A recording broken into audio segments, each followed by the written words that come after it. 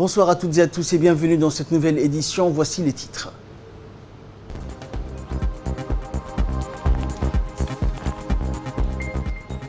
Le président de la République s'est entretenu par téléphone avec le nouvel émir de l'État du Koweït. Et concernant la Covid-19, 10% de la population mondiale serait infectée selon l'OMS. Bonsoir à tous. Le président de la République, Ismaël Omar Guelleh, s'est entretenu hier soir par téléphone et a exprimé donc, dans le cadre d'un échange téléphonique, ses condoléances attristées au nouvel émir de l'État du Koweït, Cheikh Nawaf Al-Ahmed Al-Jaber Al-Sabah, dont le frère et prédécesseur, feu Sabah Al-Ahmed Al-Jaber Al-Sabah, est décédé mardi dernier. Au cours de cette communication téléphonique, le chef de l'État a réitéré sa compassion et sympathie au Cheikh Nawaf Al-Ahmed Al-Jaber Al-Sabah et formé l'espoir que la nation sœur koweïtienne surmonte rapidement l'épreuve de la disparition de son leader charismatique. Le numéro 1 djiboutien, qui a également relayé lors de cet entretien les sentiments de fraternité et d'amitié du peuple djiboutien à l'endroit du peuple koweïtien, souhaitait succès et réussite au nouvel émir dans l'importante mission de veiller à la destinée de son pays et de son peuple. Il a également mis à profit cet échange pour assurer le nouvel émir de sa disponibilité et celle du gouvernement et du peuple de Djibouti à œuvrer au renforcement des liens privilégiés et exceptionnels que notre pays entretient avec l'État frère du Koweït dans tous les secteurs d'activité et ce, depuis notre accession à la souveraineté nationale. Le Premier ministre Abdelkader Kamel Mohamed a reçu aujourd'hui en visite d'adieu l'ambassadeur du Japon à Djibouti, Koji Yonetani. L'ambassadeur a été accrédité à Djibouti en 2017 et cette visite d'adieu marquait la fin de près de 3 années de service sur le sol djiboutien. L'ambassadeur sortant du Japon a fait savoir au Premier ministre qu'il était venu faire ses adieux, mais également le remercier pour sa disponibilité constante, son soutien et son amitié durant sa mission. Le diplomate japonais a chaleureusement remercié le peuple djiboutien pour l'accueil et l'hospitalité qui lui a toujours été réservée dans le pays durant son mandat. En outre, le Premier ministre et son hôte du jour ont passé en revue plusieurs sujets d'intérêt commun, notamment les efforts soutenus visant à améliorer certaines structures sociales de base dans la capitale comme dans l'arrière-pays. Dans l'actualité également, le secrétaire d'État à la jeunesse et au sport Hassan Mohamed Kamil a reçu aujourd'hui à son cabinet l'ambassadeur du Japon accrédité en République de Djibouti, Koji Yonetani. Au cours de cet entretien, les deux parties ont survolé les relations de coopération et d'amitié qui lient les deux pays frères, jugées d'ailleurs excellentes.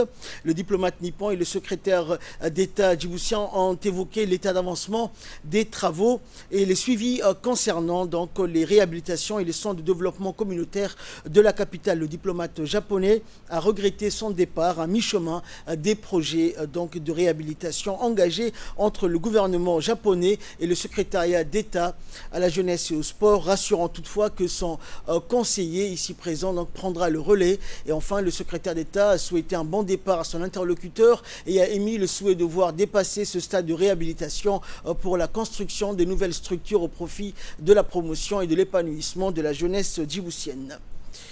La commune de Balbala a organisé ce matin une réunion de travail au complexe Ar-Rahma. L'objectif de cette rencontre consistait à prendre donc contact avec les leaders communautaires de la commune et la seconde phase concernait donc de lancer et de sensibiliser et lancer donc un nouveau partenariat entre le conseil de quartier sur deux thèmes sensibles que sont la collecte des ordures ménagères et les eaux usées.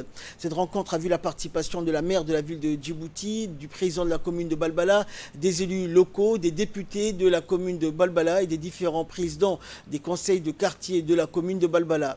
La réunion de travail dans le cadre donc de lutte contre l'insalubrité environnementale dans la commune de Balbala.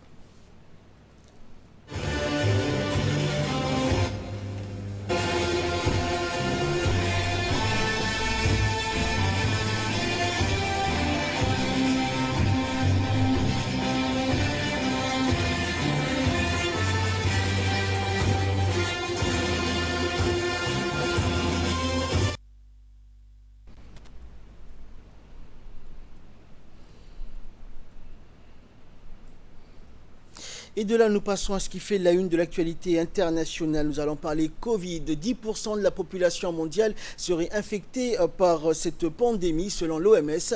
Environ 780 millions de personnes pourraient avoir été contaminées par la Covid-19 dans le monde, un chiffre bien supérieur aux données officielles actuelles de 35 millions de personnes positives. Le coronavirus, qui aurait déjà infecté 10% de la population mondiale, est un signal d'alarme pour la communauté internationale. C'est ce qu'a estimé hier le directeur général de l'OMS, Tedros Ghebreyesus, lors d'une session extraordinaire du Conseil exécutif de l'Organisation mondiale de la santé sur la riposte à la Covid-19.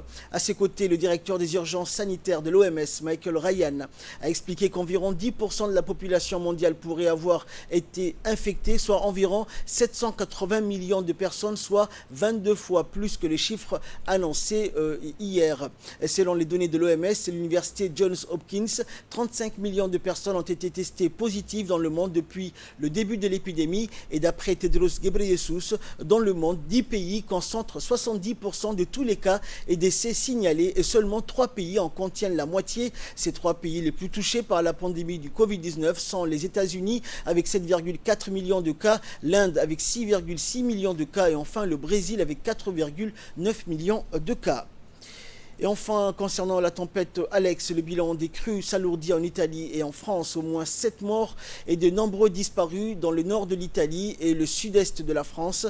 Les bilans s'alourdissent après les crues dévastatrices de vendredi dernier. Les secours sont à pied d'œuvre en Italie comme en France après les crues dévastatrices qui ont suivi les pluies diluviennes de la tempête Alex.